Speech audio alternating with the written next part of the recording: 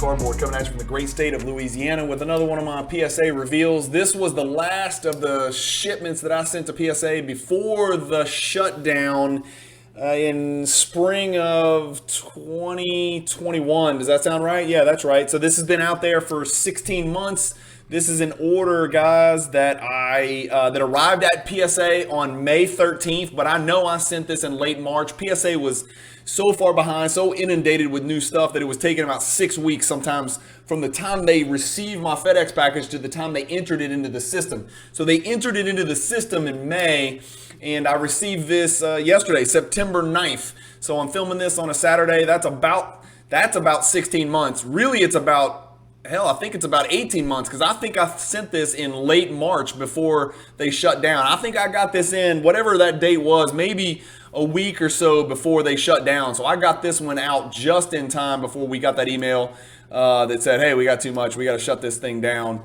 So anyway, this is hopefully you guys will enjoy this. I'm about to go to the bird's eye view and switch you over. You guys know how I go pretty fast, but even then it's a lot of cards, so it's a little bit longer than most PSA reveal videos, but I assure you I'm not taking too much time on each card. I'm kind of whipping through. The results are mixed. Stay tuned until the end because I give you a nice summary and a nice separate picture shot of my 2012 Prism cards that I sent in to PSA. You guys know I'm trying to collect that 2012 Prism base set.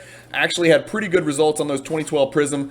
Very mixed results on every other card that was included in the shipment, and it's a bunch of different types of cards. I've got a nice mix of starting lineup Jordan stuff. I've got some early 90s rookie stuff. I've got some 87, 86, 87, 88 sticker stuff, and I've got a bunch of early year Prism Magic Johnson stuff included in here. In addition, there's some Kobe, some Shaq, and some Jordan inserts from early 2000s. And then there's even one non-sports card that I'll show you last that you guys will get a kick of. So stay tuned until the end. Some of the cards that I'm going to show you on this video that's coming up are actually cards of two local collector friends of mine who always jump into shipments. If I send cards, I always let them jump in, and they just PayPal me whatever it costs, and then we send it all in together, and it's usually really excited when they come back. This one, I'll let you judge for yourself. And let me know in the comments. Just do me a huge favor.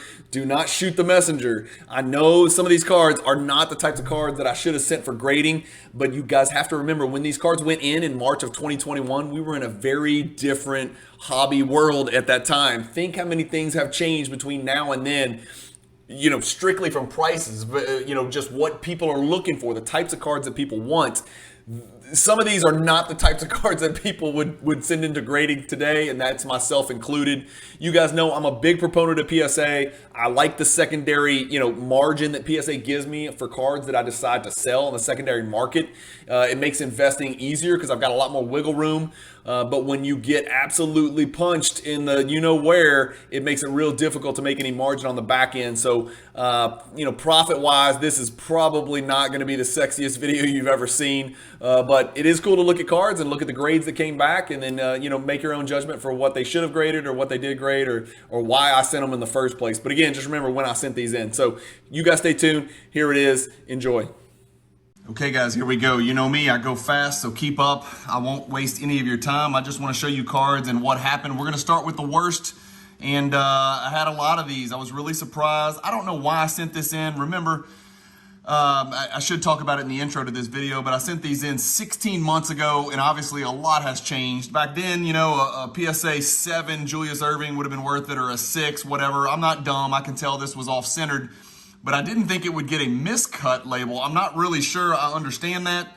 I don't get it. I mean, it doesn't look too diamond cut. I know it's off-center. Miscut is different than men's size, so I'm not sure what happened here. But I got a Dr. J. Again, it is a little diamond cut at the top. I guess maybe it was just too diamond cut for them to even grade it. So that's card number 1. Sorry, Doc. I was hoping to put you in a PSA slab. Of course, I was going to ship you out the door. But anyway, number 2, same drill here. This was a 1992 Kenner Michael Jordan starting lineup, white uniform. This one got a men's size requirement. So that doesn't mean that Cajun Cardboard tried to trim the card. It just means it's just shorter than it's supposed to be. I'm going to run this up the flagpole with another grading company. Don't you even think I wouldn't. It's really good looking. If you've watched my channel forever, you know I bought every Michael Jordan starting lineup that ever existed, and it was in the package. I cut the packages in half. I sold the action figures for actually a pretty good number, more than I paid for all of it together. Then I cut out the cards and I submitted each of the starting lineup cards. So you're gonna see a lot of these Michael Jordan starting lineup cards in here. Some I did okay on, some I got crushed like the one you're looking at here. So I'm gonna put this one back in the holder so I know. And then you will be seeing this card on a future video on my channel. I assure you it'll be in a BGS or an SGC holder. Again, more of the same men's size requirement. Michael Jordan, starting lineup, red uniform. Not much to see here. Again, this one's off center, so this was, you know, hoping for the absolute best. The top corner looks a little banged up as well. So maybe I try to sell these raw. I don't know. I got to make some decisions on these cards. Nothing crazy special here, but I was really excited about sending all these minimum size, all of these starting lineup cards in and just seeing how they turned out. I chose this out of like a million of these. I've got a million, zillion, trillion of these. I thought maybe it had a chance at a 10. Now that I look at it again, it's a little off center top to bottom. Left to right looks fantastic to me. Hopefully y'all can see this. Left to right looks fantastic to me. Top to bottom looks pretty bad. You know, again, not a big card, but you got to remember when I sent this in 16 months ago, things were a lot different. Go look up what a PSA 10, Skybox Sean Kemp 1990 looked like 16 months ago. Very different than the way it looks today. I did not expect PSA to have my cards for 16 months. And then lastly, and this one really is frustrating, somebody please comment, somebody give me some guidance. Tell me how to get this graded. Or just in some type of slab. I don't need a numerical number. This matters to me. I'm not going to take it out, but this is the I think it's 1996. It might be 1995. I really should know this because I love the card. But it's the Stadium Club Fusion. I think it's 96. Stadium Club Fusion. This card's supposed to be die cut. This is an uncut sheet. So if the criminal in me wants to get out the laser cutter and split it and put it, I'm just kidding. I'm not going to do that. There's been a lot of stuff going on like that in the hobby lately, but cool card. I might just leave it, in a little top loader like this, but it's Jordan and Pippen. They were called Fusion because they're both supposed to be intricately die cut along the name Chicago. And then, they can kind of piece together. Like that's the theory behind it. So this is not supposed to come in one big chunky rectangle sheet like this. It's supposed to be die cut down the middle. For those of you not familiar with this product from Stadium Club, this is one of my favorite underrated inserts from the 90s. You can see Juwan Howard getting yammed on by Pippen over there. Look at Pippen's arms, man. Pippen and Jordan went through that phase where they just decided we're going to look like bodybuilders and hammer people. And if you look up here in the top right, you'll see it looks like the Bulls were up 3 points at the time with 10-12 left in the fourth quarter.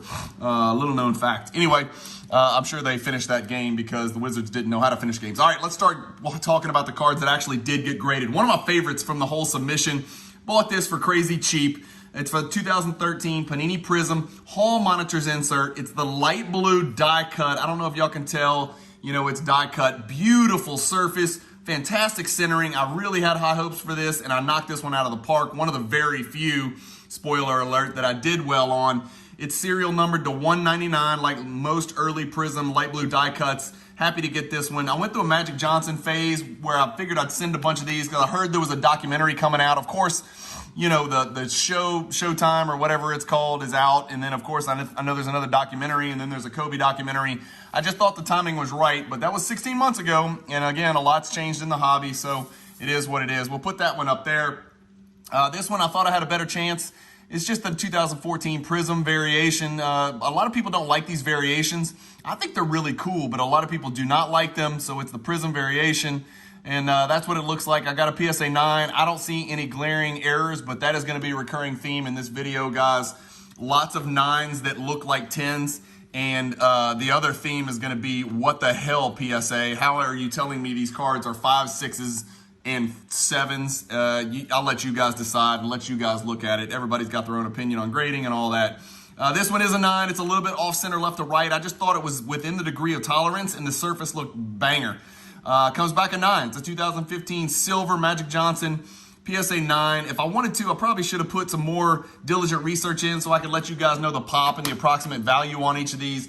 I just didn't have time to do all that, so I apologize to you guys. 2013 True Prism, right? So this is the actual Prism from the base set. PSA 9 for this one. Nothing to see there. Was hoping for a 10 on that one. A PSA 9 for the 2013 base. And then a PSA 8, an 8 for the 2013 base. Yuck. And then another 8. And then finally, I got a 10. Can you tell the difference between these cards? I mean, God, there's such a subtle difference between a nice 10 that people will want and then a crazy 8, which nobody will even touch and is probably worth less than a raw. Look at those two cards. The centering looks to me almost identical. I keep looking at these cards and I don't see any glaring errors. The fine line, guys, between a PSA 10 and a PSA 8, it's razor thin. To me, I like to use the word arbitrary because I just don't see it, man. And again, I don't have a loop out here on the table, but I use a loop before I submit these cards. I would never submit a card that I thought didn't have a chance at a 10, or at least not a card like that, right? I'll send cards from the 90s that I know will get an 8 or a 7, and I'll be happy with it. But if I don't think a chromium type ultra modern or modern card from Prism from the Panini era it doesn't have a chance at a 10, I just won't send it. So I'm just disappointed in a lot of these grades. 9s and 10s, nowadays the difference between those two grades and the set value on the secondary market is just so extreme. Yellow Mosaic from 2014 here. Now this is I did submit some cards for some friends of mine, some local collectors here. I have a good friend here. He's the Ryan of Scott on Instagram. Go follow him if you're not now. He is chasing this set. He wants to be the first person in the world, in the hobby, to put together the 1998 Topps East-West Refractor set. So shout out to my good friend here, Ryan Scott, here in Baton Rouge, Louisiana, another good collector down here in Cajun country. He's trying to get them all, and you can't go buy them because some of them don't exist in PSA 10. So he was really disappointed. I don't want to spoil it, but PSA 8 there. And for those of you not familiar, this is a great insert set from the 90s, from 1998. You've got your player from the East on the front, and you've got your player from the West on the back, and it's dual refractor. Both cards are refractors, and both of these guys were physical freaks back in 1998. Tim Thomas, not to be confused with ground-bound, helpless Kurt Thomas from TCU. This is Tim Thomas from Villanova. He was a man-child, as was the guy on the back, Antonio McDyess, absolute man-child. So PSA 8 on that one. We've got Ewing front, David Robinson back, Hall of Famer. That one gets a PSA 9, so not the worst there, but remember, he's trying to collect this set in 10, so he's got to decide whether he wants to use these as placeholders in the grades that he's got them, or if he wants to try to sell these off and keep running and trying to buy more raws and resubmitting them. He's even talking about cracking some of these 8s since their value is so low and maybe resubmitting them after cleaning them.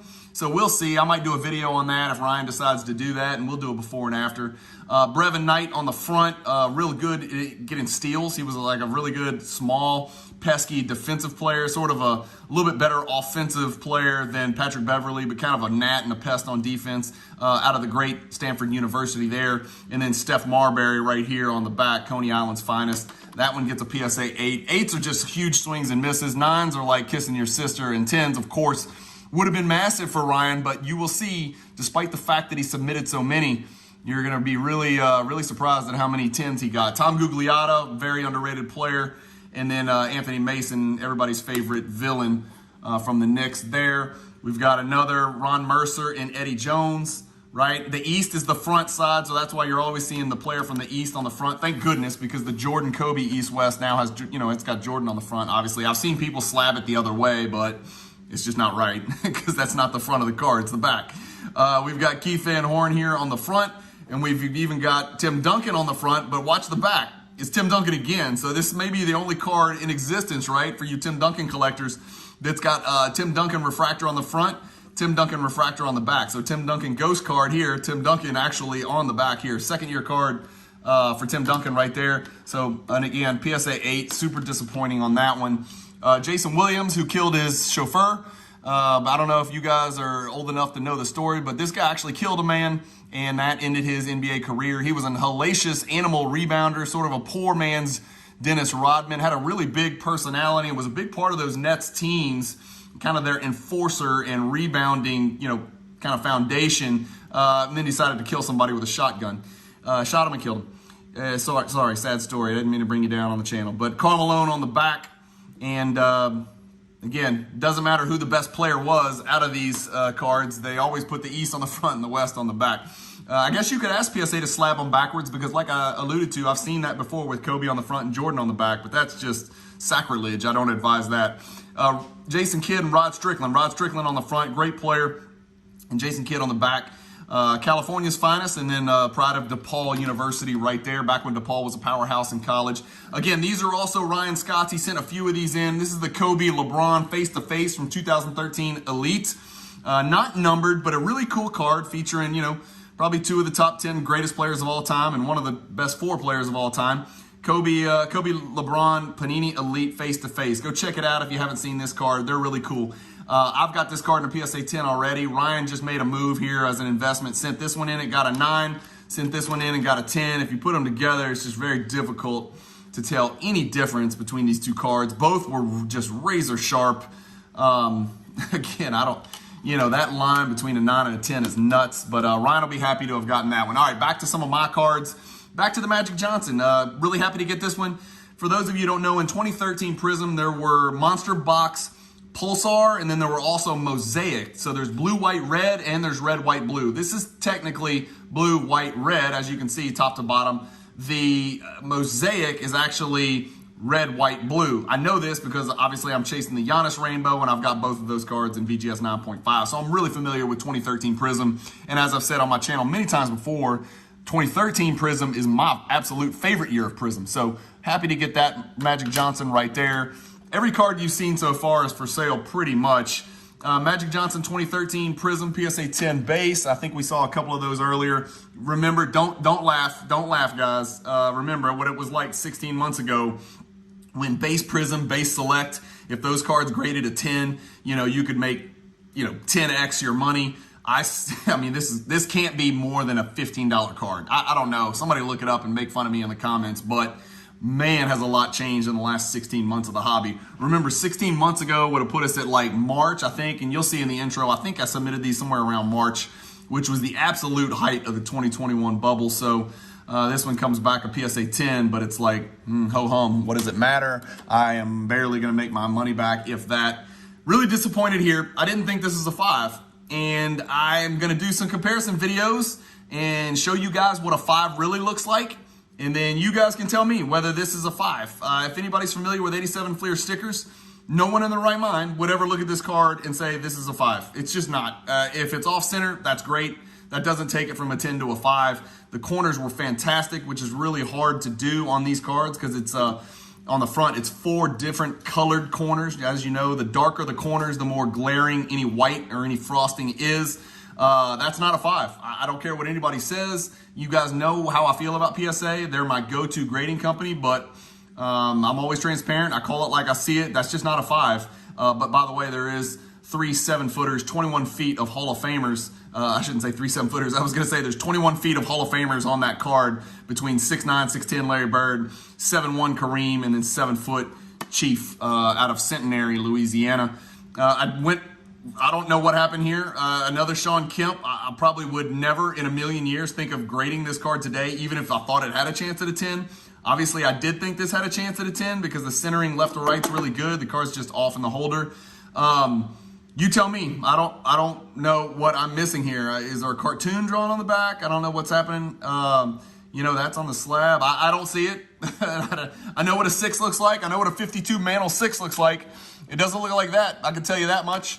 So swing and a miss. Sean Kemp, another PSA 9, swing and a miss. And then we're back to our starting lineup. Jordans, remember I sent pretty much every starting lineup there is, just about. This one comes back a 7, super disappointed.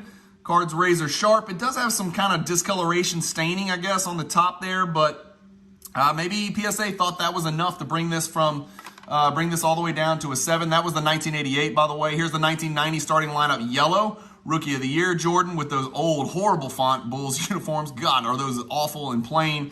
But maybe that's nostalgic for some people. Again, this is not a 5, people. I don't know what happened or what's going on. I gotta crack this card and try again. Is the back centering off a little bit? Sure. Is the front centering perfect? Probably not, but it's pretty damn good if you ask me. The corners and edges are razor sharp. I pulled it straight out of the original pack. Packaging, I should say. That's not a 5. That'll be cracked and sub somewhere. Same thing here.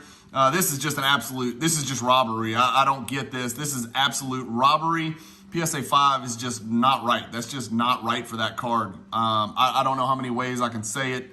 These will be cracked and resubmitted either to Beckett or to SGC, just out of absolute just like pride and stubbornness. I'm just not okay with it.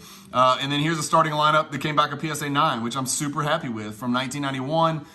The dribbling variation right there where Jordan's got it in his left. Looks like he's attacking somebody on the Cavs or the Knicks. I can't tell, but Jordan's stats on the back are just filthy. 37, 35, 32.5, 33.6, and 30.8 scoring averages leading into his first hiatus from the hobby. We've got 2 of these guys. Let me make sure I got my camera still straight. Okay, we got 2 of these. Let me get these out of the way for you guys. Sorry. We've got, you know, guys, you know how I feel about these. Of course, PSA, if I'm not mistaken, no, okay. I don't know why I thought one of these was members only. And look at this. It's got the inner sleeve. I don't know if you guys can tell. I think this has the inner sleeve. Maybe I'm wrong. No, it doesn't. So that's why the card's crooked in there. So can I? Yeah, you can bang the card around. The card's moving all over the place, which is not good when you have gold foil corners. I don't know. This is one of those cards where it's going to be all over the place. Look, I just moved the card where it is. That's where it needs to be. So good luck protecting the corners on these cards. This one's got a bad left corner. But how am I supposed to know if it was because PSA put it in here with no inner sleeve? You know, again, it is what it is. I know what 6s look like in Fusion because I've got a bunch of Jordans. These were better than 6s. They were. They just were. Like, I've just never been this disappointed with PSA. This is the worst result I've ever received from PSA. And I know these cards are incredibly condition sensitive, but that's why I bought these 2, because I thought they had legitimate chances at 7s or 8s. You know, and I got a 6 and a 7. So, you know, not the greatest result, but not crazy off the mark. Not nearly as big of a punch into the private area as those starting lineups. Go ahead and try to tell me why this is a PSA 5. I don't know. Good luck. I wouldn't have sent it if I didn't think it had a shot at a 10. Razor sharp, corners, edges, centering, everything about it. I love it. Back centering, PSA is supposed to be more lenient on. Maybe it's just not, the color's not as good as it needs to be. But again, like I said, I know what a Mantle 5 looks like. I know what a PMG Red 5 looks like. It doesn't look like this. This is not a PSA 5 if you submit a PMG, right? It just doesn't make any sense. Like, why would there be a different grading standard for a 1997 PMG than a 1989 Hoops than a 1952 Mantle? If consistency is what the hobby is asking from PSA, BGS, SGC, and now we have, you know, Tag coming in, maybe they'll be the ones that provide consistency, then why doesn't a 4 look like a 4 and a 6 look like a 6? Regardless of the era, regardless of the player. This one was bent. I didn't bend it. You can see down there in the bottom left corner, I don't know if you guys can see that. I would not have sent in a card with that on the corner. So conclude what you will. It is what it is. It's definitely a PSA 4 with that crease, but that crease wasn't there when I sent it, because I would not have ever sent this card for sure if I didn't think it had a chance at a 9 or a 10. And I'm not an idiot. If a card has a crease, I'm trying to make sure you guys can see that. And sorry, I got that glare. I don't know. I'm just going to move it around till hopefully you guys can see it. The bottom left is a horrible crease. Whatever. Maybe it got damaged in shipping. I don't know. PSA 8 for this Chris Mullin. This is a Chris Mullin third-year card. I sent it because I thought it had a chance at a 9. Again, top to bottom is not great. Left to right is. But again, this was one of those, this is that time, you know, 16 months ago, whatever, where, you know, a PSA 9 Mullin 88 Fleer might have been a nice turnaround, nice little flip. This one's clearly off center, but most of 81 Topps is. I thought this would grade better than a 5. In fact, I know it should have. So I'm going to send this to SGC and see what they do. I'm going to have a great before and after video where I take pictures of these cards in PSA slabs and then just say the hell with it. And I'm going to crack them. I'm going to send them to SGC and we're going to see what happens. And hope for the best. This is better than a 7. It is. Period. End of story. I'm pissed. This is just making me angry making this video. But like I told you guys from the jump, everything you see on my channel is going to be straightforward and transparent. I'm going to show you the home runs, and I'm also going to show you the, you know, glaring swings and misses, whether it's my fault or not. I'm going to show you guys. So if I'm losing money, you're going to know it. If I'm making money, you're going to know it. If I get something right, you're going to know it. And if I get something wrong, you're going to know it. I sent this one in not because of Abdul Jelani or Maurice Lucas. I sent it in because of Doc in the middle, right? I remember collecting these cards as a kid. PSA 6 here. And then Kevin McHale, 1987 Fleer. Happy with this one, right? So this is what I would have expected to get, right? A shot at a 10 and then happy with a 9. So I do have realistic expectations. This one I really thought had a good chance at a 10. This card used to be a lot more valuable than it is, like many LeBron cards. But this is a good alternative for you guys if you're on a low budget and you want a really cool LeBron card. It's got that lenticular surface, and you can see, you know, the city of Chicago, Cleveland in the background. It's called City Heights, and it's a redemption special, and it's a LeBron James rookie card. So it's not the lowest pop thing around, but if you guys are looking for something a little bit outside the box and you want to get into the LeBron market on a budget, these redemption specials, even in PSA 10, are pretty dang affordable. More Magic Johnson. These Blue Mojos look like they should be serial numbered, but they're not. And this is more 2014 Prism. Blue Mojo comes back a 9 Magic right there. This is going back. Now we're getting back to my friend Ryan Scott's card. So let me move this stack over. We got a Kobe Verticality. This is an insert from 2002 Topps. PSA 8, Kobe Verticality 8, Kobe Verticality 9, Jordan Verticality 10. So big win right there, big hit right there. I don't know offhand. I have this card. I'm thinking this is a really cool insert from the cheap 2002 Topps product. I think this is about a $175 card. Another Jordan Verticality 8, and then a Shaq Verticality that got a 7, which means somebody missed something here.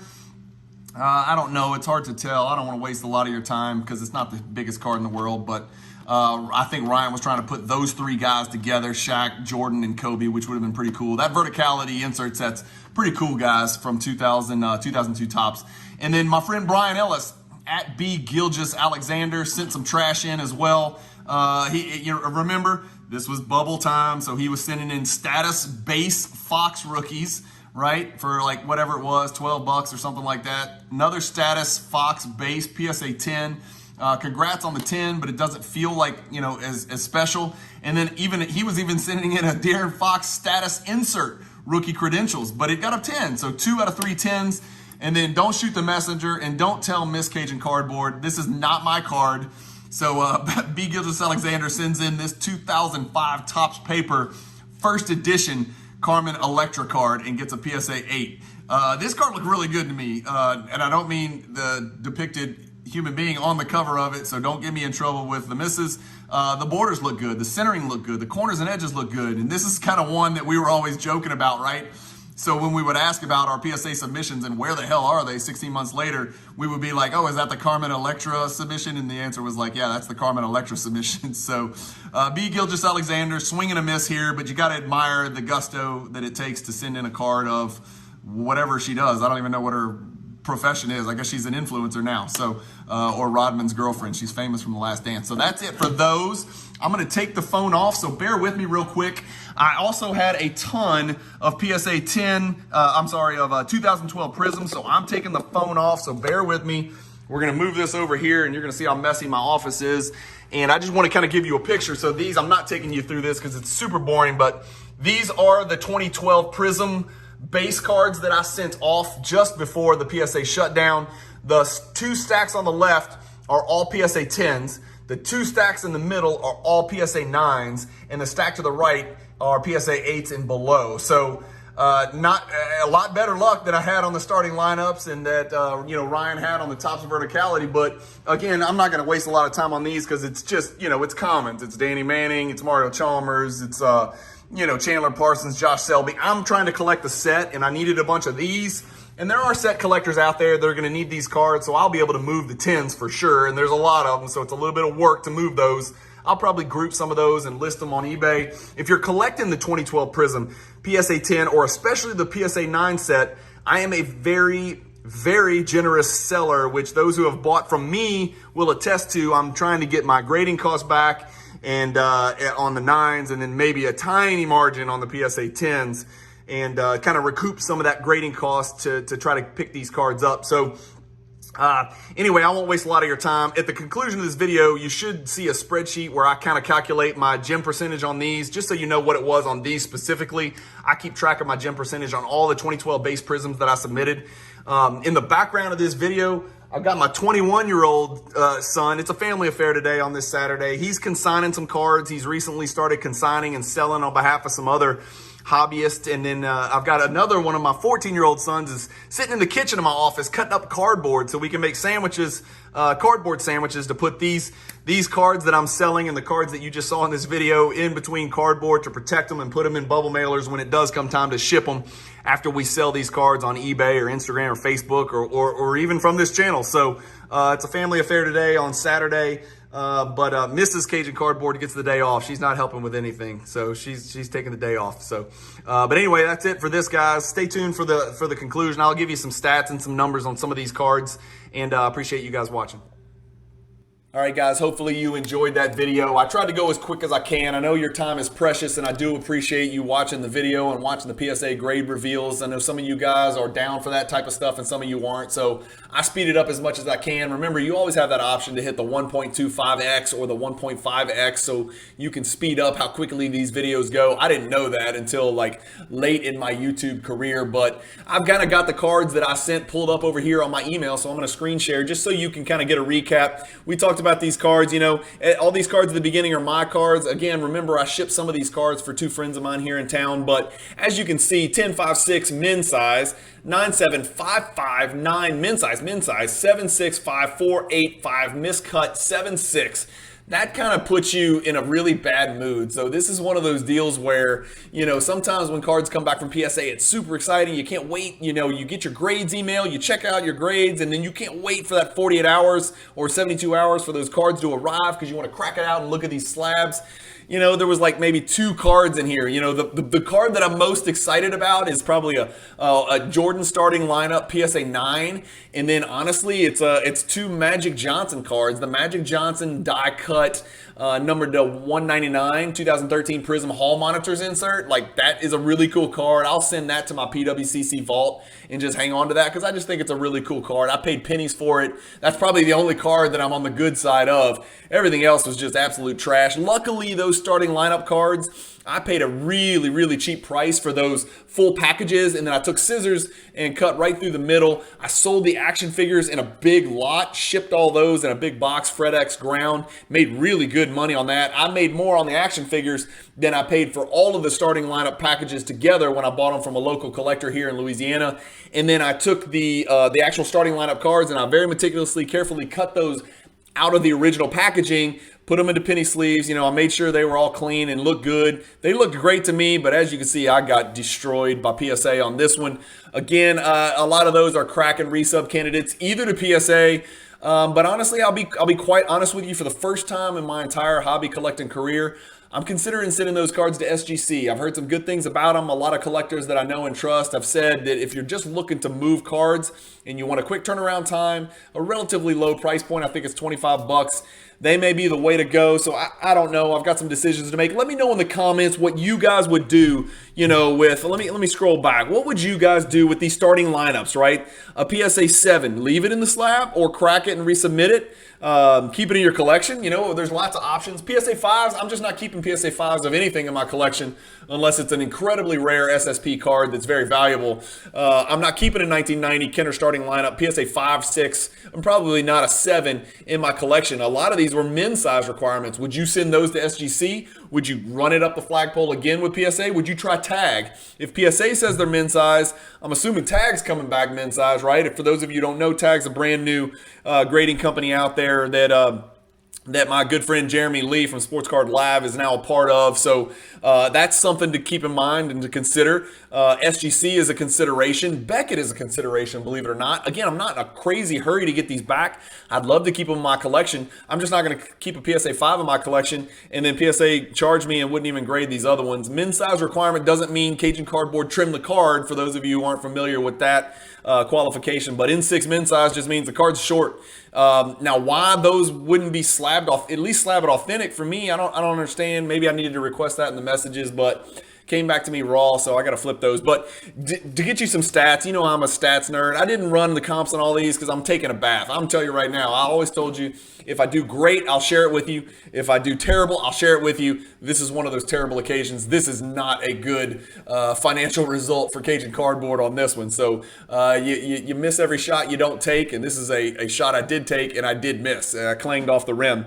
But the 2012 Prism base, it's all commons. There's nobody good in there. There's no Kawhis or Anthony Davis or Dames or, you know, Klay Thompsons or Middletons or any of those guys. None of the big dogs are in there, not even really any stars. These were the commons that myself and other 2012 base you know, Prism set collectors and PSA 10 are just kind of looking to find. Those cards are such low pop, you got to go create the PSA 10s. You can't just go buy them because they don't exist. I've got saved searches on eBay. You're just not going to find an Anderson Varejao PSA 10. You got to go, you know, sub the raw one and get it. And so my results were as follows. I submitted 148 2012 base PSA base Prisms. Out of those 148, 53 out of 148, which is 35.8%, came back PSA 9s. 4 out of the 148 came back PSA 8 or below. So that's fine. That's 2.7%. I'm fine with that, right? You're always going to get some type of attrition, either not graded or just like you missed something, whatever. So 2.7% are absolute disasters. That's fine. I'm fine with that margin of error. And then 91 PSA 10s. So 61.4%. I'm fine with that, right? For a card that's now 10, almost 11 years old, I'm okay with 61%. When they were really instituting pop control, I know PSA wasn't, right? But when they really were, I was getting 30% for Prism stuff like this, including the exact same cards, exact same set, sent the exact same way, cleaned the exact same way, with the exact same scrutiny. I was getting orders back that were like 30%. And so to get 61.4% is fine with me. I'll take that all day long. Unfortunately, I only need 15 more for the base PSA 10 set. And I only got to add 2 of these. The Bynum and the Nick Collison are the only 2 cards that I got to add to my base set. So I'm about 15, 13 away from the PSA 10 base set.